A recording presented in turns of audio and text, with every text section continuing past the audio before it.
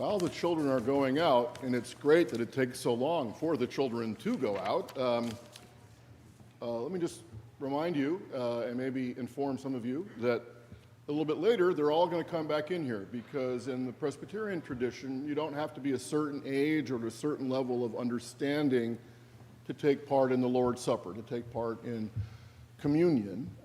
In fact, and I teach this stuff at the seminary, I defy any adult really to explain communion exactly. It's really an experience, and in fact, children seem to know how to receive and give love more authentically and fully even than a lot of us adults. So that's a great education and worship experience to have the children here during communion. So on Communion Sundays, the first Sunday of the month here at PCUM, our kids go out for Sunday school, but then they come back in because being part of communion, whether you as parents give them permission at this point in their lives to take it or not, worshiping together as a community in that holy moment is an important part of their educational experience. And they enrich our worship experience just as you enrich theirs. So that's going to happen a little bit later. Lauren, thank you for that wonderful presentation on stewardship theme. I was tempted to ask you to do the first reading, but since you were doing that talk and these words and names are so challenging, I decided to just do it myself and give you a break because you've given us so much already today. So our first reading today is the context for a relatively familiar passage from the first chapter of the really old Hebrew scriptural book, the Old Testament book of Ruth. It's familiar probably mostly because you'll hear a couple of these verses in a lot of weddings that you go to. But listen now for what the Spirit is saying to you and to the church from Ruth 1, verses 1 through 18. In the days when the judges ruled, this is before there were ever kings in Israel, there was a famine in the land, and a certain man of Bethlehem in Judah went to live in the country of Moab, he and his wife and 2 sons. The name of the man was Elimelech, and the name of his wife Naomi. And the names of his 2 sons were Mahlon and Chilion. They were Ephrathites from Bethlehem in Judah. They went into the country of Moab and remained there. But Elimelech, the husband of Naomi, died, and she was left then with her 2 sons. These took Moabite wives. The name of one was Orpah, and the name of the other, Ruth.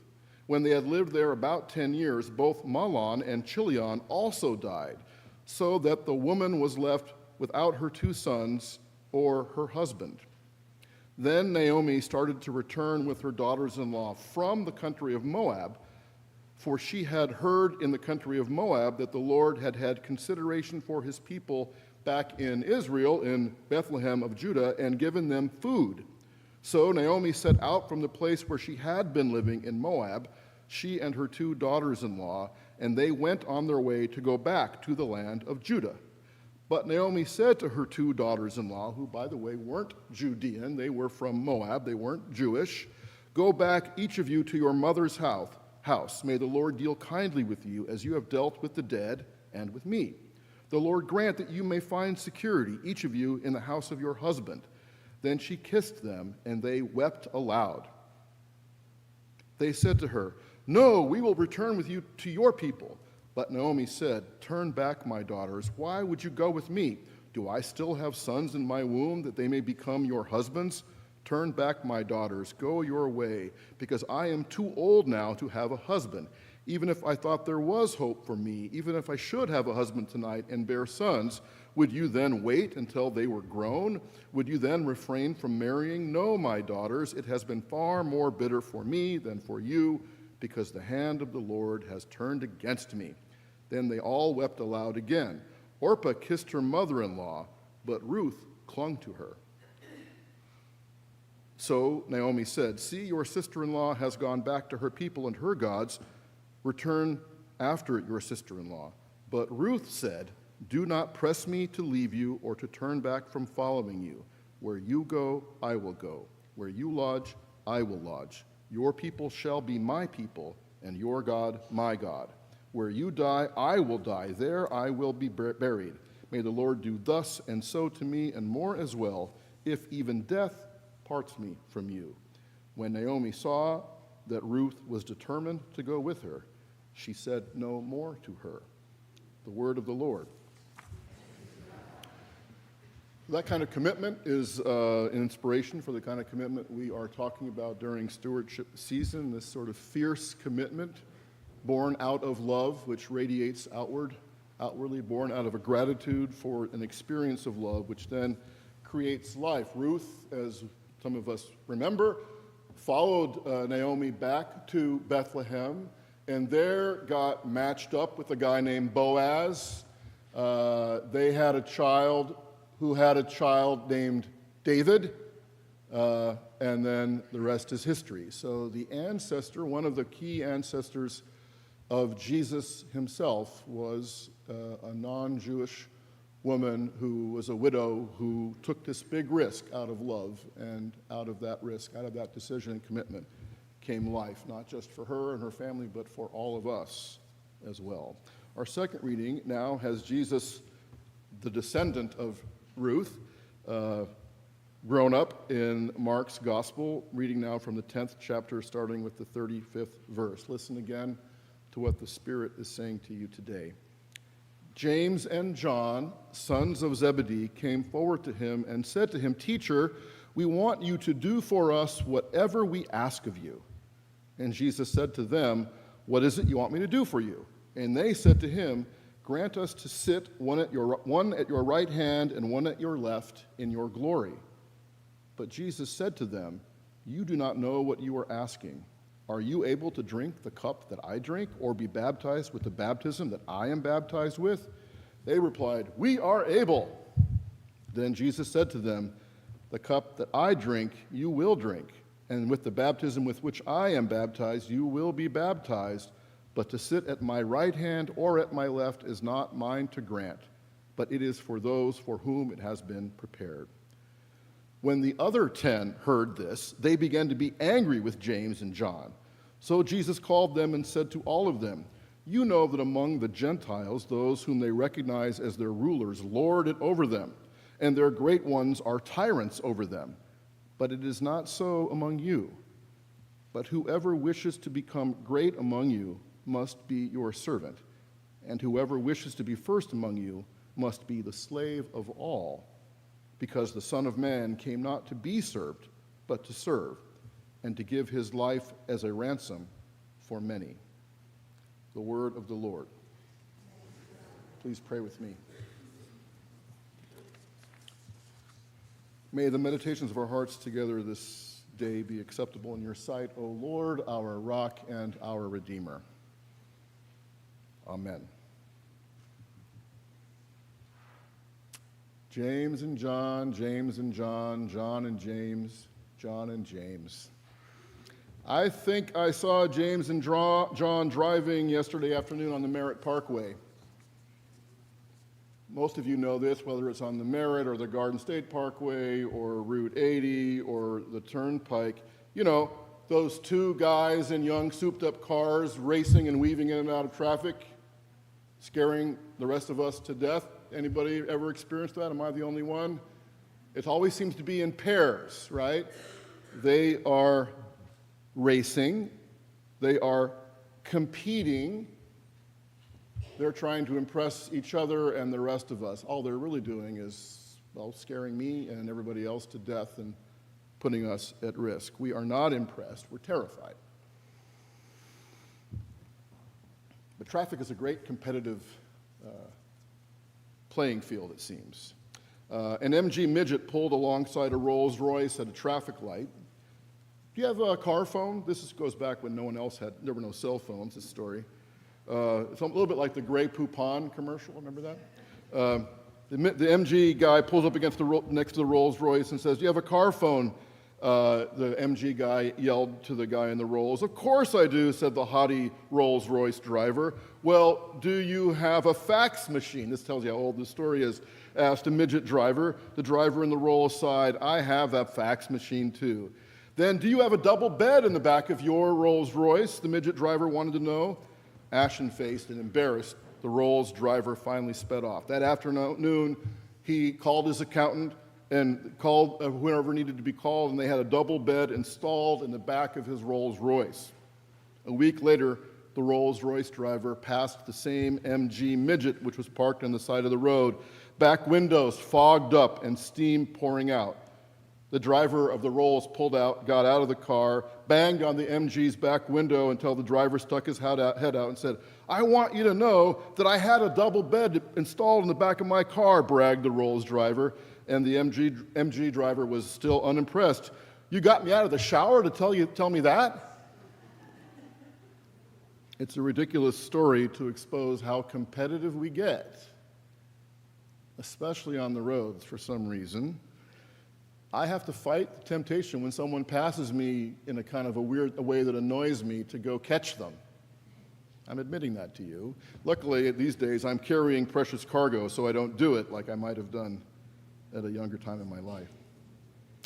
Two of Jesus' disciples, James and John, out of that same desire and need, which we can all relate to, make a request of him in private, away from all the other disciples. They think that they're leveraging their close personal relationship with Jesus, and they are close to him. "Teacher," they say, "Rabbi, we want you to do whatever we ask of you." Already red flags go up for Jesus when someone asks you to grant them a favor without actually specifying what the favor is. There's going to be a problem. It's a little bit like my kids saying to Sarah and me as they go out the door, "Oh, can we borrow the credit card?" And without specifying what it is they're going to be paying for. Jesus says, "What is it that you want from me?" And they said, "Grant us to sit in your glory, one at your right hand and one at your left."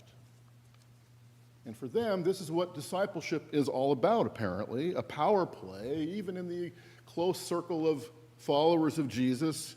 James and John, who had left their father Zebedee sitting in a boat with the family business, now with only one person to do it, they had responded to his teaching. They had been part of that inner circle, especially along with Peter, and I guess they felt like they deserved the two top positions once everything shook out, whatever was going to happen with Jesus. And I ask you, as we look at them critically this morning, is there anybody here who can't relate to them? Can't see ourselves in James and John today? The drive to be number one, to guarantee our place, is one of the most basic universal instincts of humanity. Did you know that the month of July was named after Julius Caesar? Not to be outdone, the Emperor Augustus called the following month August after himself. And since that month had only 30 days at the time, Augustus borrowed a day from February and added it to August, making sure that his month would not be inferior to Julius Caesar's month. Augustus was a spiritual ancestor of James and John, every two young guys who are racing Camaros up and down the Garden State Parkway, and every one of us. Human, all too human, as the philosopher Nietzsche coined a phrase. Back in the years before World War II, the greatest film star in the world was Charlie Chaplin, one of the great actors ever, silent films. And one of the most famous motion pictures done by Charlie Chaplin was called The Great Dictator. I don't know how many of you have seen that. It is hilariously funny and very, very thoughtful and sometimes troubling, especially these days. There's a great sequence in that film, The Great Dictator, that takes place in a barber shop. Chaplin as Hitler and Jack Oakey as Mussolini are shown getting shaves in adjacent barber chairs. And the scene centers around the attempt each one makes to put himself in a dominant position to assert his superiority over the other leader next to him. But they're trapped in their barber chairs. They're getting a shave. There's only one way to achieve dominance, and that's by controlling the height of their chairs. Right? Up and down they go. And they can reach down and jack up the chairs when the higher man wins. So the scene revolves around the attempts of these two guys with the, bib over them and the shaving cream on them to get to a higher and higher position. And they work wildly to outdo each other. And finally, they move off the screen. They just keep going higher and higher, and they're not even on the screen anymore, right? James and John were among the closest disciples to Jesus. The Synoptic Gospels especially portray that. Simon Peter perhaps might have been the only other one closer. John, the Gospel of John, claims that John was the closest to Jesus. But the three of them, Peter, James, and John, were definitely that inner group. They are mentioned as a small group within a group on 5 separate occasions as accompanying Jesus for significant events when the other disciples were not present. These 3, for example, were the only witnesses to the raising of Jairus' daughter in the Gospel of Matthew. They were the ones who were chosen to go up on top of the Mount of Transfiguration, where they encountered Moses and Elijah, who'd been dead a long time at that point, but suddenly were there. And they were with Christ, Peter, James, and John, in the Garden of Gethsemane when the soldiers appeared and arrested and took Jesus to be tried and then crucified. And so maybe it was because of their status. They figured, hey, we're kind of the inner circle here. It caused these brothers to be a little bit proud and presumptuous. And so they say, we want you to do whatever it is we ask of you, right? And those of you who are parents know what that means when someone suddenly shows up and one of your children says, just do whatever I want you to do, and then they don't tell you what it is. Jesus probably let out a sigh before answering them and said, what is it you want me to do? And they say, when everything's done, we want to be your 2 number 1 lieutenants, one at your right hand and one at your left. And Jesus immediately invokes the image and the future which God has laid out for him. He speaks metaphorically as he talks about his abandonment, his suffering, and even his death. He says, are you able to drink the cup that I drink? Are you able to be baptized with the baptism that I'm about to be baptized with? And the brothers say, yeah, of course, we're ready. And pretty soon, their request, their desire to kind of elevate themselves gets back to the other 10. They're not happy about it. They're all arguing among themselves. And it's this point that Jesus, in this sort of frenzy of ambition and jealousy and annoyance, calls them all together. He doesn't scold any of them for their ambition. He knows that's how we are as human beings. He doesn't try to make them feel small or unworthy. Instead, Jesus shows them and us an alternative path to what he calls here in the Greek greatness. I'd like to suggest we translate that a little bit even more precisely, or at least in terms of its deeper meaning, happiness, right? Jesus shows them an alternative path to happiness. And it's not success and achievement and respect and recognition or even power.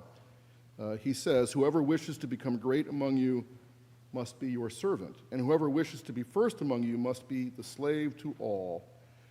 And I can guarantee you, the way this text unfolds, I'm sure you'll agree with me, this is not what James and John had in mind.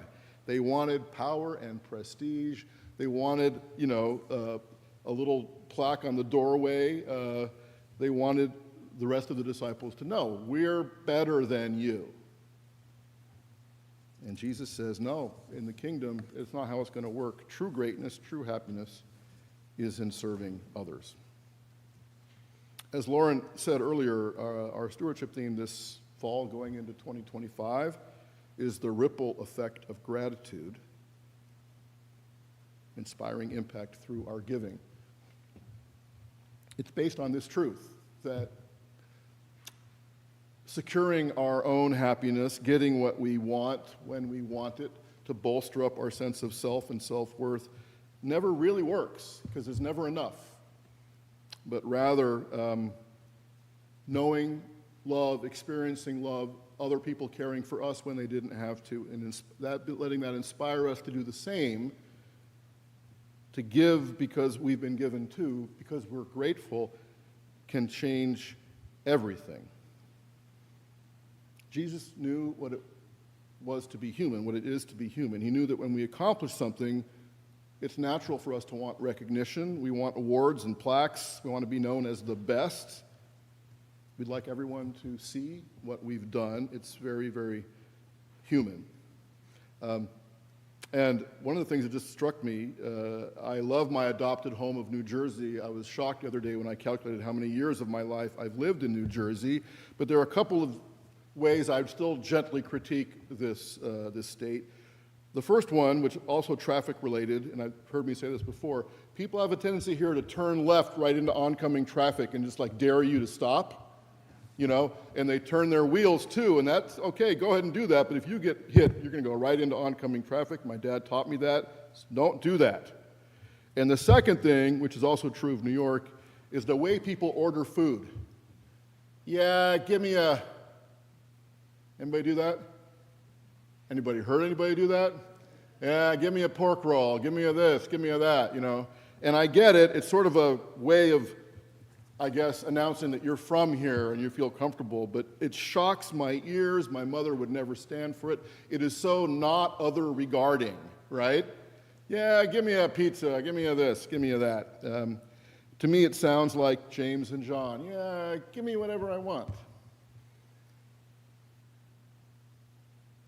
James and John they're like all of us. They're insecure, unsure of themselves, and they need to feel kind of like the big bosses, the big cheeses, and they want Jesus to be just like their parents and teachers and coaches and their bosses and their social media friends, to tell everyone how important they are. But they don't get it. They don't get it. And what Jesus, as he confronts them gently, shows them and us, is something that really, I think kind of came out as I was looking at this text this week, and that is that the opposite of gratitude is grasping, right? The opposite of being grateful is needing more, wanting more, making sure I have enough, rationalizing my not being grateful so that I can take care of myself once again, be competitive. Jesus, as I've said here before, talks about money 9 times more frequently in the New Testament than he talks about prayer. I don't think it's because he's money obsessed. I think it's simply because money is a symptom of all of our deep need to control everything in life, to stave off fear and uncertainty and anxiety. But again, the problem is as soon as we get what we want, we need to get it again. It's never enough, Gratitude is the opposite of grasping, and it's a very human thing to struggle with it. The Israelites had just been freed from slavery, and almost immediately they started grumbling and complaining. They hadn't even gotten to the Red Sea yet, they were complaining to Moses. They couldn't help it. It's what we do. How am I going to live? How am I going to survive? What's going to happen to me? And that keeps us from letting gratitude expand and radiate outward from our lives. We want it our way. I think that's why that old jingle was so successful for Burger King. Hold the pickle, hold the lettuce, special orders don't upset us. All we ask is that you let us have it your way, right? The brothers James and John didn't believe and didn't understand it and didn't want to accept the fact that instead of having it our way, the real key to happiness is giving ourselves to others, giving ourselves away as Jesus will. He shows that he came not to be served, but to serve. And in doing that, he knows God more fully and deeply than any of us could ever imagine, and he shows us the way to do the same. As we come to this table, may that be another example of us receiving what is unmerited, but simply because we're loved, and then because we're loved so much, help us, in a ripple effect, share that as we leave this place today. Amen.